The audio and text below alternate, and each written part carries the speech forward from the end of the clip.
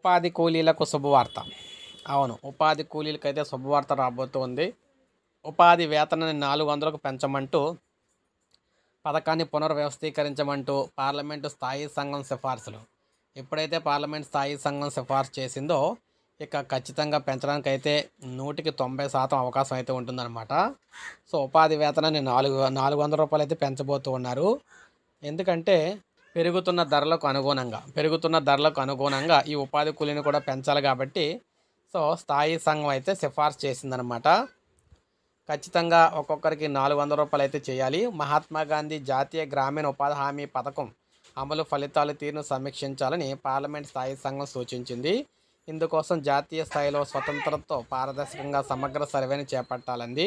ఆ సందర్భంగా కార్మికుల సంతృప్తి, వేతనాల్లో జాప్యము, భాగస్వామ్య పోకడలు, పథకంలో ఆర్థిక అవకతవకలపై దృష్టి సారించాలని చెప్పేసి కోరింది.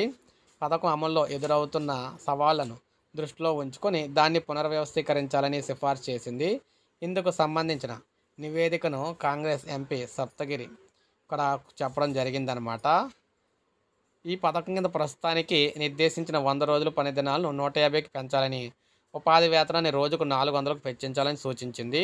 ఉపాధి హామీ పథకానికి కేటాయింపుల్లో స్తబ్దతపై ఆందోళన వ్యక్తం చేసింది. పథకం సక్రమ అమలు కోసం సామాజిక తనిఖీలను కూడా నిర్వహించాలని చెప్పింది. సో ఈ విధంగా చూసుకుంటే ఖచ్చితంగా మనం చూసుకుంటే ఒక్కొక్కల ఉపాధి హామీకి సంబంధించి ఒక్కొక్క కూలీకి 400 రూపాయలు రోజుకైతే ఇవ్వడానికైతే డిసైడ్ అయితే చేస్తారన్నమాట తొందరలోనే. సో ఇది గుడ్ న్యూస్ అని చెప్పుకోవచ్చు. ఒక లైక్ చేయండి, సబ్స్క్రైబ్ చేసుకోండి, మన ఛానల్ సబ్స్క్రైబ్ చేసుకోండి.